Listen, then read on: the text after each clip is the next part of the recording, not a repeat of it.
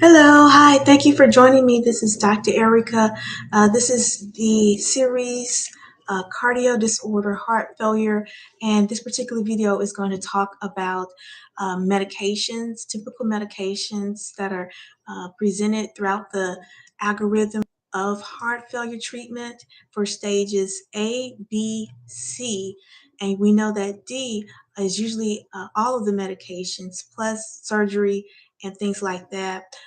Please visit the other videos in this series. It's going to involve the signs and symptoms classification video, as well as the stage of diagnosing, from risk of being diagnosing to changes in the anatomy of the heart to actual the need of, again, medication therapy, intervention from a specialist, things of that sort that may include open heart surgery, heart transplant at that particular point. Please visit those two videos as well that are in this playlist. And I'm going to talk about medications that are usually presented for stages A, B, and C. So for stage A, that is when the patient is not experiencing heart failure symptoms or signs, but they have underlying conditions such as hypertension, diabetes, atherosclerosis, plaque along the lining of the artery walls. So those particular patients um, can be placed on a beginner medication such as an ACE inhibitor. ACE inhibitors are a class that um, work to help with dilation of the kidney vessels, as well as being a kidney protector. Also, they protect the heart as well. So we want to start off with an ACE inhibitor. If an ACE inhibitor is not tolerable, then the patient can be moved on to an ARB, which is very similar. They're like cousins, I guess you want to say, but they are actually going to help to protect the kidneys and protect the heart. Side effects can be cough, can be hypotension, hypertension, headache, um, changes in the blood flow, things like that. Also can be kidney issues as well, but mainly we're going to experience cough with this particular class of medications. And again, if this is experienced, then we want to switch to an ARB. Now, this particular class of medications cannot be taken in pregnancy because of the risk of um, uh, deformation of the unborn child. So do be aware of that. So it's pregnancy category X, if I'm not mistaken. I'll double check that, but it's not to be taken during pregnancy. And those who are lactating, do check with your doctor about taking the medication. Now, this medication is indicated for stage A, and those who are tobacco users, I want to mention, if you're a tobacco user at this point of being at risk for heart failure, it's best to stop taking tobacco totally.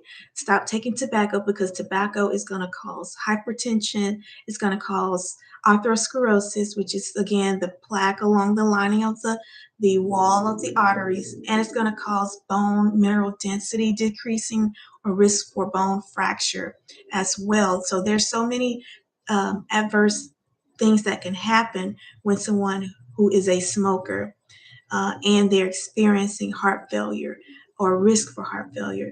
There's over-the-counter nicotine, gums, lozenges, as well as patches. I also have a recommendation for a prescription medication called Chantix. Chantix works to help reduce the amount of tobacco products used per day, and eventually it helps to the um, reduce the smoking cravings and the tobacco or nicotine craving that comes along with quitting tobacco. So I also have a playlist for tobacco cessation. So please do visit that playlist as well. Now, also, I want to make mention not only about tobacco use and ACE inhibitor implementation for stage A, but also those patients can reduce the risk of diagnosing by reversing diabetes, by reversing the amount of fluid, sodium intake, because we know that fluid follows sodium, and the more fluid and the more sodium that is consumed, the more detrimental this could be on the heart. So we want to make sure that we are reducing, again, the amount of sodium in our diet, reducing that to um, a controllable amount, reduce the amount of carbohydrates and sugars as well. And if we can't get outside to exercise or get into an exercise routine, then we should do that as well. So the stage B is going to be where the patient is experiencing a change in the structure of the heart. They may be experiencing signs and symptoms such as fatigue, restlessness and breathing, also hypertension, um, not being able to do their daily functioning as far as taking care of their daily needs. So this particular category of patients will continue with the ACE inhibitor. They'll continue with tobacco cessation. Hopefully at this point they're not using tobacco, but they'll continue with the ACE inhibitor, and then they'll be started on a beta blocker for heart rate and heart control. Okay, so at this particular point, there are some structural abnormalities developed by the heart, and also because of that, the beta blocker will help to control heart rate and help to get the heart rate under control. So that is a good point to remember. So your doctor will start, especially if the patient has a previous heart attack or myocardial infarction. Also, if they have a left ventricular ejection fraction of less than 40%, then definitely they'll be started on a beta blocker. Okay, that beta blocker is usually going to be a medication such as a good beta blocker. Let me think. A good beta blocker would be like your um, not your amlodipine, but your, let's see, let's see what the guidelines suggest, because they have specific beta blockers for specific malfunctions um, in, pertaining to specifically for heart regions of the heart. So if the ventricular function is low, then they'll start on a particular beta blocker, then another. Or if the atrials are not functioning properly, then they'll start somewhere else. But usually it's going to be one of these four: metoprolol succinate, carvedilol, as well as bisoprolol. Okay, so I found that. And then the target dose is going to be usually twice a day dosing for each. Target dosing to from twice a day for the carvedilol to once a day once the patient is controlled. With bisoprolol, it's going to be once a day at a target dose of 10 milligrams per day. And then the metoprolol is going to be up to 200 milligrams per day once the patient is stable. Okay, so the beta blockers are a good class of medications, and they are very effective, very, very effective, and have a long history of doing so. Now, the beta blockers they're very specific, like I mentioned. They work on particular areas of the heart, and there are only four that have been actually. There are only four that have actually been approved for ventricular ejection fraction reduction. Okay, and I want to just go over some of the side effects of the beta blockers, just so we'll have a general comprehensive video. Okay, so fatigue, headache, dizziness, diarrhea are most common, but 4%, 3% of the population actually feels this. Take it with food or with milk. Avoid abrupt discontinuation of therapy, because you can have a rebound effect.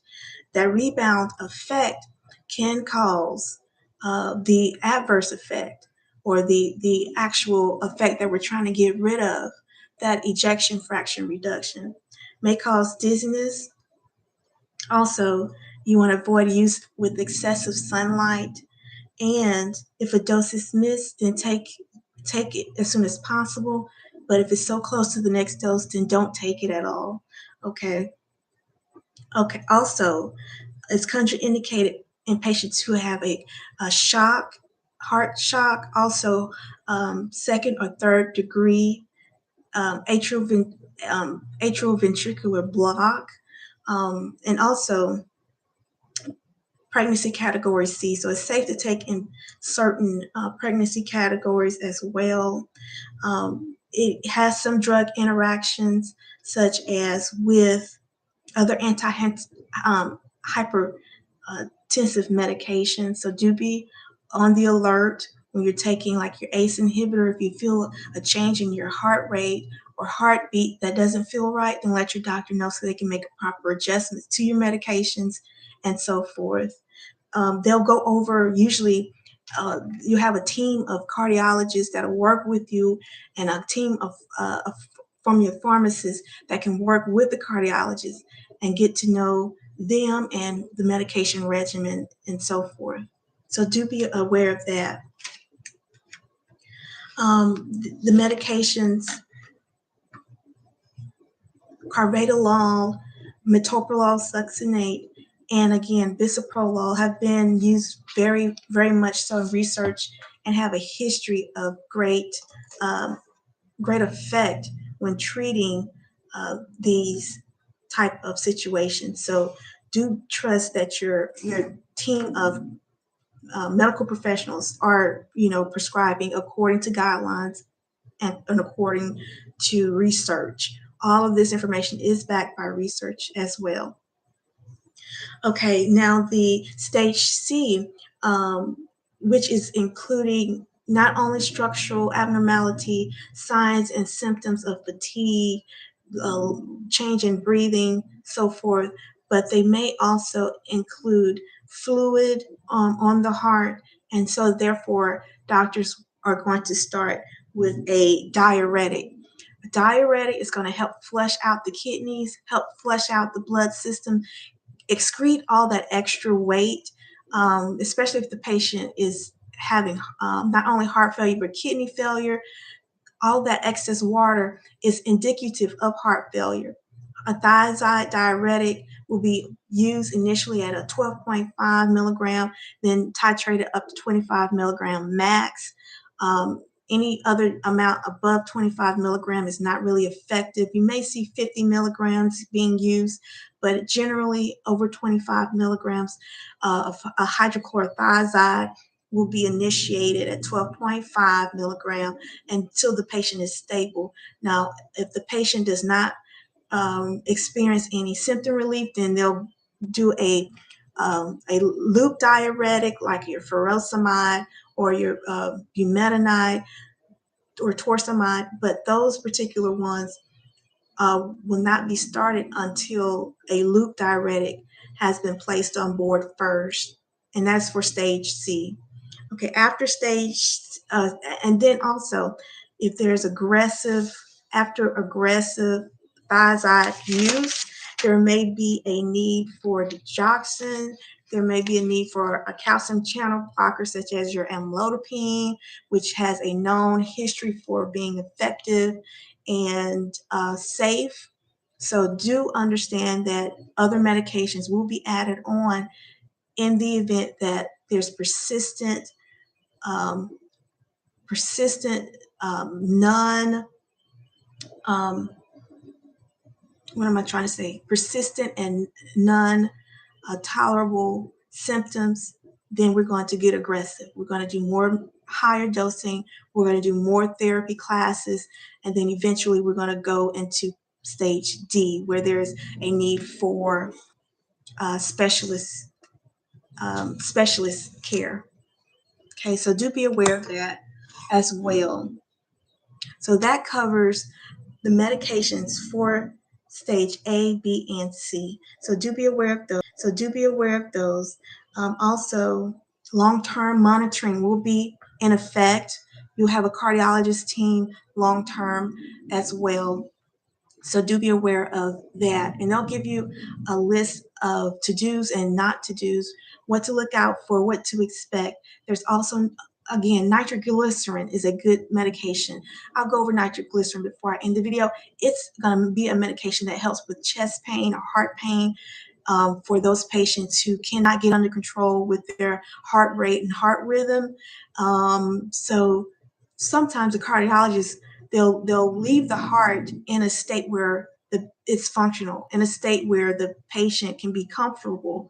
And so an nitroglycerin type medication will help with any type of situation where there may be a pain or a change in fluttering or in the heart rate. The patient can take this nitroglycerin up to 3 times within 15 minutes and then contact 911 thereafter. So I'll just leave it at that. So that's nitroglycerin. Also, hydralazine is another medication that is used as well. And hydralazine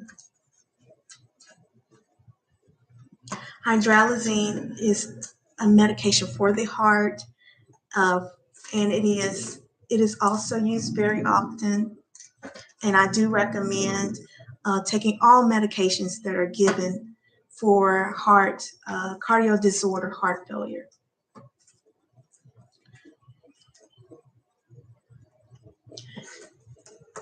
And this information comes from the American College of Cardiology as well as the American Heart Association. And they have videos on this platform as well that I do suggest.